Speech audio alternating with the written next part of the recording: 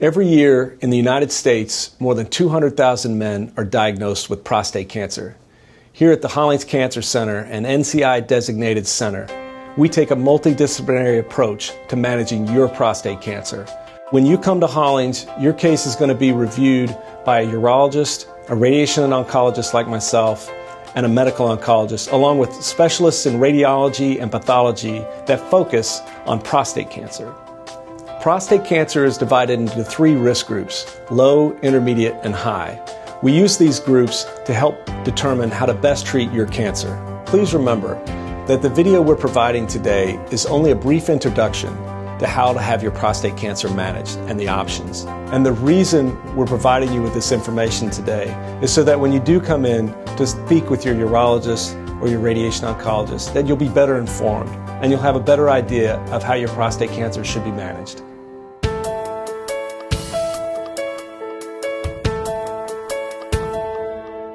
Prostate cancer in general is a slow-growing type of cancer. In fact, there's some debate about whether we should call it a cancer at all because it's so slowly to progress. Usually, low-risk prostate cancer never causes a problem in the gentleman that has the disease, and it causes a lot of anxiety. There's a lot of talk about whether we should even diagnose low-risk prostate cancer. So today, we're going to talk about the options for managing this disease. It's detected by a biopsy that you've had. The biopsy then is evaluated by a pathologist, and the pathologist looks at the tissue under the microscope and provides a diagnosis. The way that we determine that you have low-risk prostate cancer is by the Gleason score. The Gleason score is how the prostate cancer appears under the microscope. The more aggressive the cancer looks, the higher the Gleason score. If you have low-risk prostate cancer, you have a Gleason score of 3 + 3 = 6. And that means that your type of prostate cancer is the slowest growing form of the disease. And a lot of times, it never causes a problem. So one option for prostate cancer in the low-risk category is something called active surveillance. It's a treatment or management option where we don't aggressively try to get rid of the prostate cancer. What we do is we manage it. If we put 100 patients on an active surveillance regimen, most of those patients will never have to be treated in the next 10 years after their diagnosis. So that's a big deal. If we can go without giving you side effects from treatments, a trauma, going through therapy, and spending a lot of time and energy as well as money on treating your prostate cancer and avoid any problems, and that's a very good option to consider.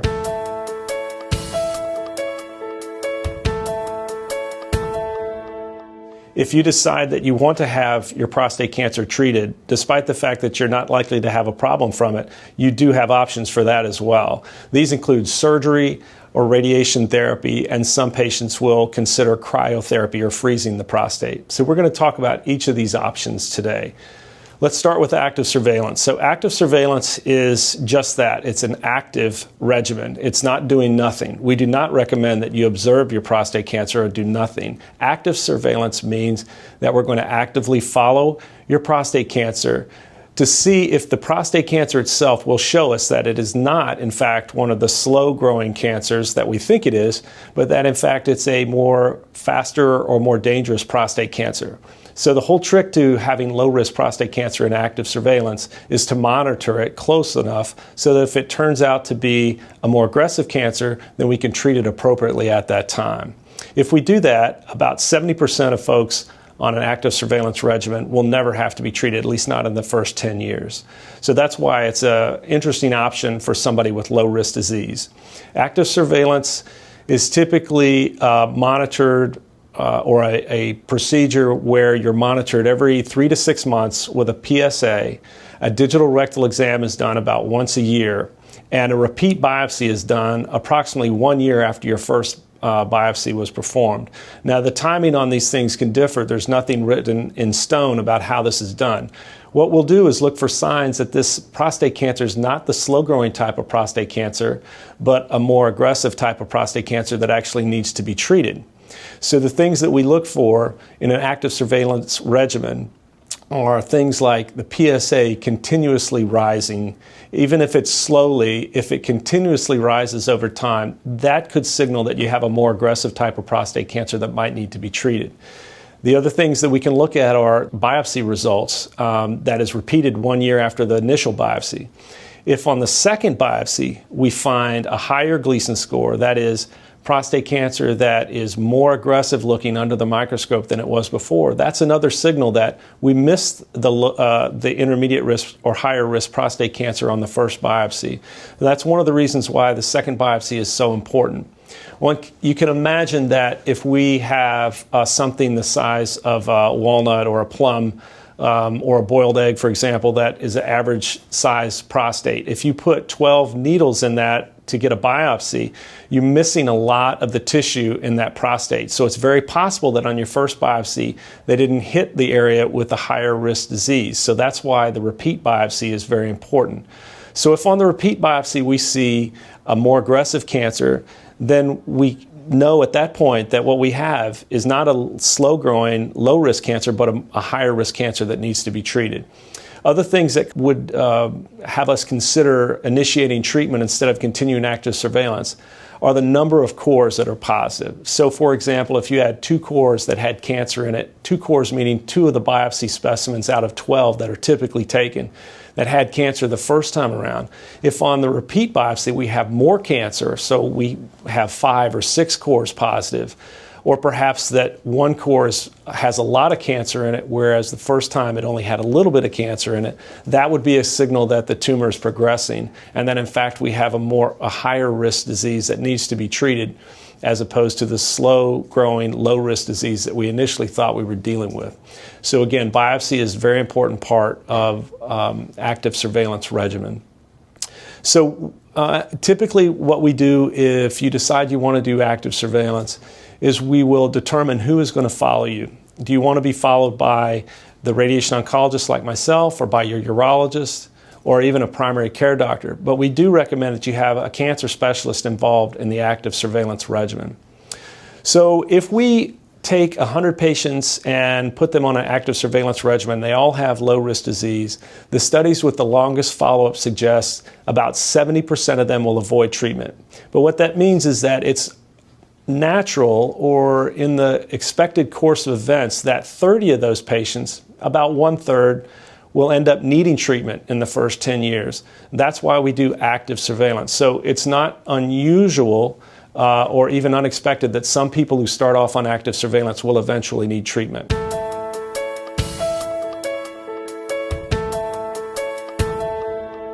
If you decide that active surveillance is not for you, and perhaps you're very anxious about your diagnosis, and you decide you want to have treatment despite the fact that you have low-risk prostate cancer and that it's unlikely to cause a problem anytime in the next several years, if you decide you do want to have treatment, you do have multiple treatment options available to you. Surgery is a good option. I'm a radiation oncologist, but I often recommend surgery for patients depending on their situation.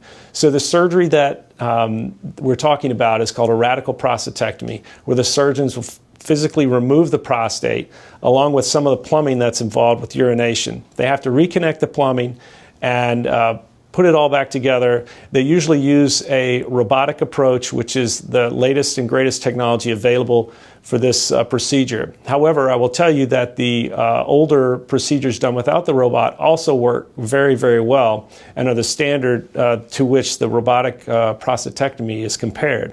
So either way you have your prostatectomy done, you are likely to have a good outcome. The outcomes are determined mostly by the experience of the surgeon. So I'd suggest that if you're investigating radical prostatectomy, that you talk to a surgeon who's done many, many prostatectomies. Side effects from surgery do happen, just like they do with radiation. The difference in these treatment approaches is in the toxicities that may happen and the way people choose between surgery and other treatment options are by the side effect profile that they want to most avoid or that they're most willing to put up with. It is a major operation, so you have to stay in the hospital for a day or two. These days, most people are out before 3 days after the surgery is done. You have a catheter in your penis and into your bladder for about a week to 10 days in most cases while you're healing up. When they remove the catheter, there is some leakage that happens sometimes, and most men have some form of incontinence issues right after the catheter is removed. But usually within the first month or two, those leakage issues almost always resolve. Most patients will have very little problems with leakage by the time several months to a year roll by. But there is the possibility that you could have permanent problems with leakage and have to wear a pad or diaper after surgery. The numbers vary from 5 to 10% at most experienced institutions. So you can have to consider that there is a significant risk of incontinence and the need for a pad or a diaper with radical prostatectomy, although most men can avoid that. Now, when they do a radical prostatectomy, they remove the prostate and then they pull the bladder neck down to connect it to the urethra remnant, the two parts of the plumbing that we talked about earlier. When they do that, that affects the bladder shape and the way the bladder works. So there are some bladder irritation symptoms in most patients that I see that have had a radical prostatectomy. Again, these are peaked when the catheter is removed, and they usually resolve within a few months. But there can be some bladder changes with radical prostatectomy as well.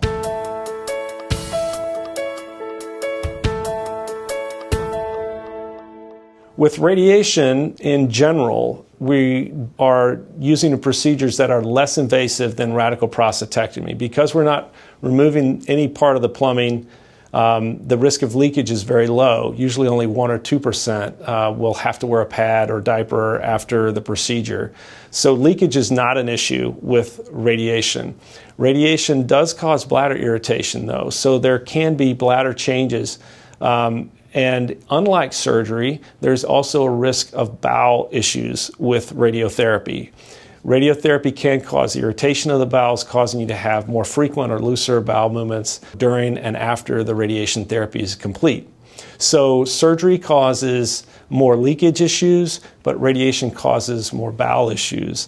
The bladder changes can occur with both approaches. So those are the biggest differences between the two approaches, radiation therapy or surgery. They can all cause problems with sexual function or erection. Now, most men who have surgery or radiation for prostate cancer, if they have good erectile function or good sexual function before we start treatment, they have a good chance of having excellent erectile function or sexual function afterwards.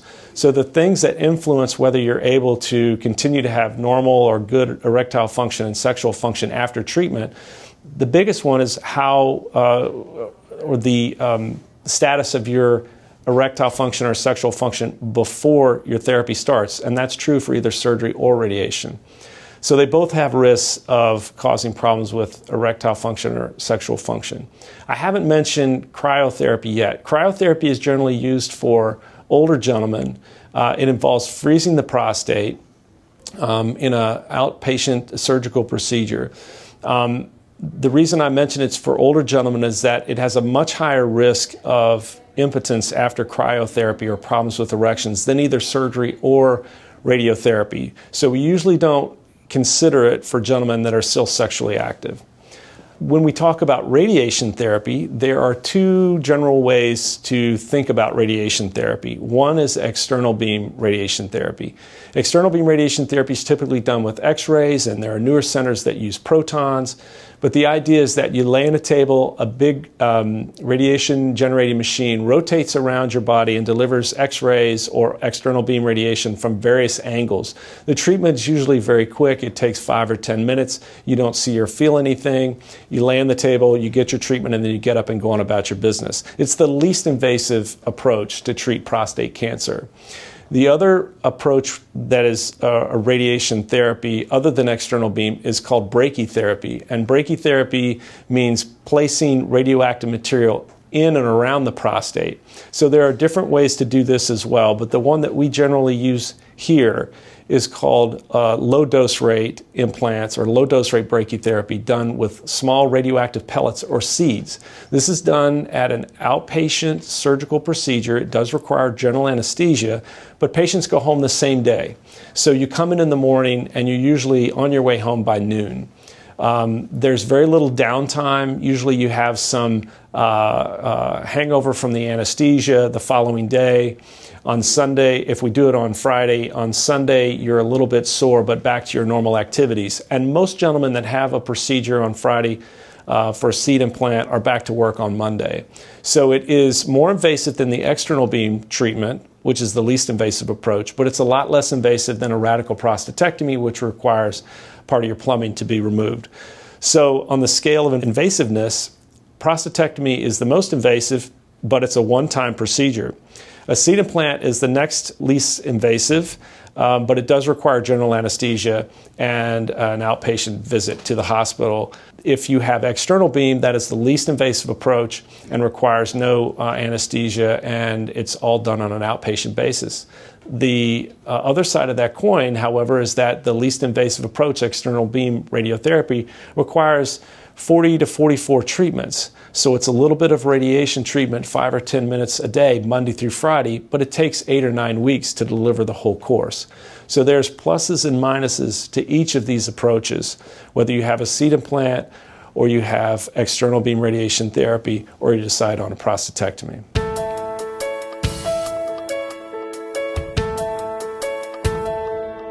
If we're talking about radiation therapy or surgery, there can be long-term effects from the treatment. Most patients avoid these, but it is possible, whether you have surgery or radiation, that you could have some problem that shows up months or even years after your treatment is over. The most common one, as I mentioned, with surgery is leakage or incontinence. You can also have problems with erections, as we mentioned, and radiation therapy likewise can have problems that show up later. The incontinence issue is a low risk with radiation, whether you have a seed implant or external beam.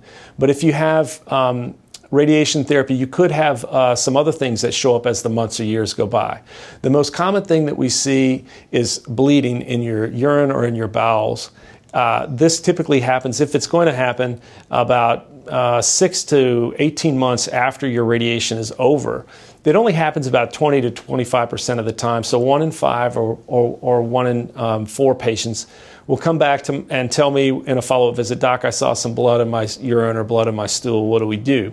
When that happens, usually it'll go away on its own, especially if you can avoid constipation. But if it continues to persist, then we need to check it out and make sure we're not missing something like a polyp or some other problem that's bleeding. If it's bleeding from the radiation, which can happen, we can do a no-touch procedure during the colonoscopy or during the scope that can make the bleeding stop, and usually that's all we have to do.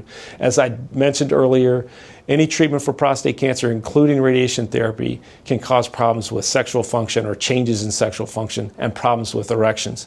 However, there are a lot of good medicines these days and other things that we can use to improve that problem. So even though we may cause you to have more trouble with sexual function, we have a lot of good ways to make that better. So radiation, like surgery, can cause problems in that area. Finally, there are a couple of things that are very rare but could be very significant if they were to happen to you. The risk of something very bad happening with the treatment for prostate cancer is not zero, whether you have surgery or whether you have radiation therapy. If you have either one, it's possible that you could have an outcome that we would like to avoid, that would require surgery to fix, or transfusion for severe bleeding, or some other problem like that. The good news is that the risk of something this bad happening is very low.